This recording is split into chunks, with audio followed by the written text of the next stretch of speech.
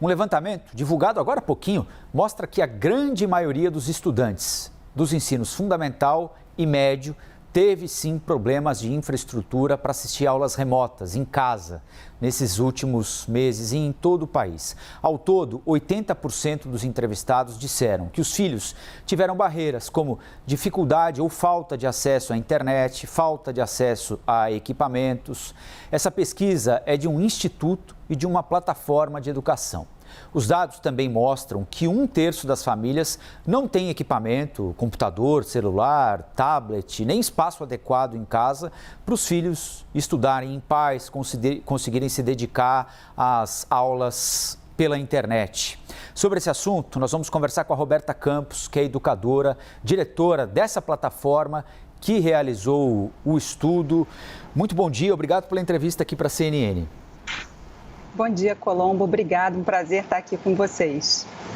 Essas crianças que tiveram dificuldade, crianças e jovens que tiveram dificuldade com o ensino remoto, por falta de computador, porque só tem um telefone em casa, são 4 crianças, 3 crianças, não tem internet adequada, são as crianças mais pobres que moram nas periferias? Há essa combinação de fatores? Com certeza, com certeza.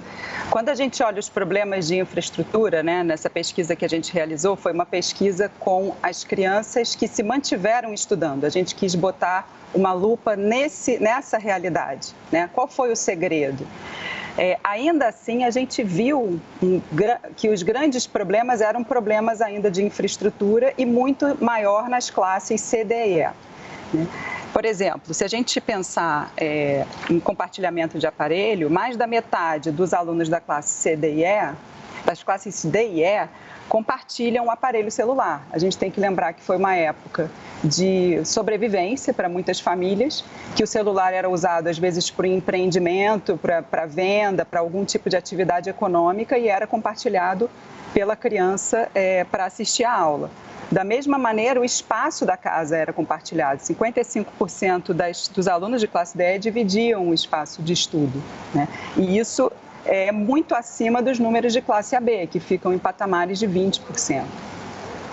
Roberta, no geral, sem cometer nenhuma generalização aqui, porque existem escolas públicas de excelência e existem escolas particulares muito ruins, Mas, no geral, na média, o aluno de escola pública geralmente fica um pouco atrás em horas na sala de aula, em possibilidade de estudar depois da escola, contraturno. Os alunos da escola pública têm desvantagem na média em relação aos alunos da escola particular. A pandemia parece aprofundou essa circunstância, Como é que a gente faz para recuperar pelo menos uma parte desse vão enorme que existe entre as crianças que estão de um lado do rio e estudam em escola particular e tiveram condições mínimas de se manterem informadas, em contato com a escola durante a pandemia, e essas outras que estão na outra margem do rio já estavam lá e viram a sua situação piorar drasticamente agora durante a pandemia. Como é que a gente faz para encurtar essa distância?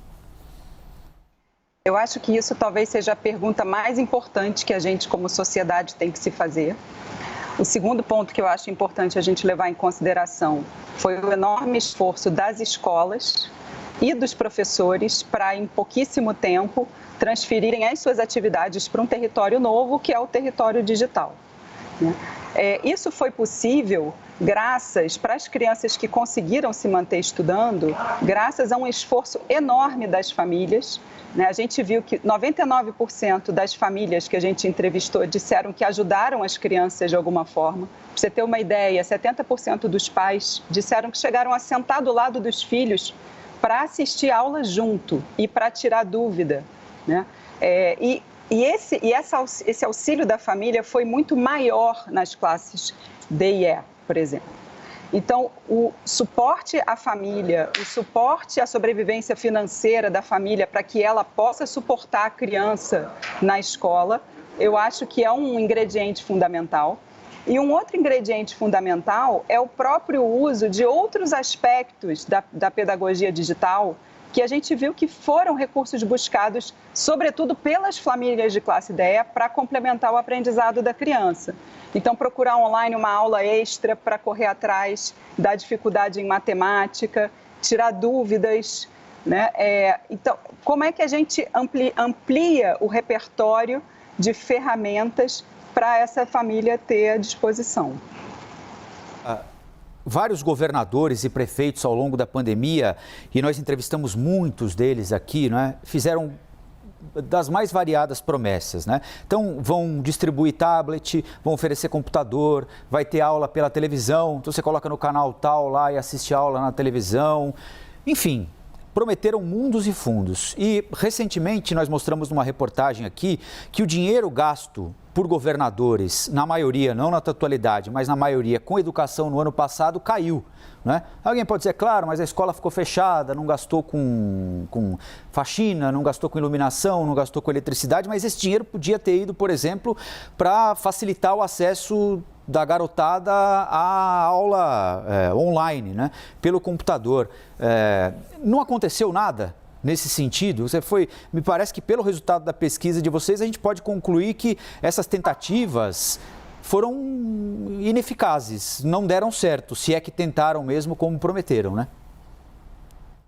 Olha, dos dados aparece muito, as famílias declaram que os filhos assistiram aula na TV, por exemplo, isso muito mais nas escolas públicas, né? Nas escolas privadas era predominantemente uma aula nas plataformas digitais dadas pelas escolas. Então, isso é declarado pelas famílias, né? Mas você tem tantas barreiras infraestruturais, né, que às vezes isso, né, não é suficiente, esse esforço não é suficiente. Uma coisa que aparece na pesquisa foi a grande importância do papel do professor, dessa conexão com o professor, que às vezes era feita por ferramentas como, por exemplo, né, o WhatsApp, ou outro tipo de ferramentas onde os alunos se mantinham motivados e em conexão com os professores. Então, de fato, assim, a pesquisa mostrou esse esforço das escolas, dos governos. Talvez tenha sido diferente ao longo do país, mas as famílias até reconhecem, né, a distribuição de chip, mas, na verdade, o trabalho era enorme, era gigante, né? Talvez teria que precisar muito mais do que foi feito, né? E aí por isso que as famílias precisaram solucionar, né? Chegar junto e solucionar. Roberta, só uma última pergunta rápida. As escolas estão reabertas já há algum tempo, mas, por exemplo, em São Paulo agora a aula presencial é obrigatória, na cidade do Rio de Janeiro também, para não ir, tem de apresentar atestado médico. Você acha que a gente demorou para reabrir escola, reabriu na hora certa? Olha, isso eu acho que tem que ser avaliado com cuidado, né, junto com especialistas da área de saúde, da área de educação. A gente sabe, e as famílias dizem isso na pesquisa, que a aula presencial, especialmente para o segmento que a gente estudou, que é Fundamental 2 e Ensino Médio, é muito importante, é muito valorizada e era muito esperada. As famílias desejavam voltar, né? As famílias estavam aguardando, fazendo como podiam, mas desejavam voltar. Então, eu acho que esse esforço de voltar às aulas presenciais vai muito a favor do que as famílias estão precisando nesse momento. Isso foi muito claro nos nossos dados. Valeu. Nós conversamos aqui com a Roberta Campos, que é educadora, diretora da plataforma que fez esse estudo. Muito obrigado pela entrevista aqui para a CNN. Até uma próxima. Muito obrigada.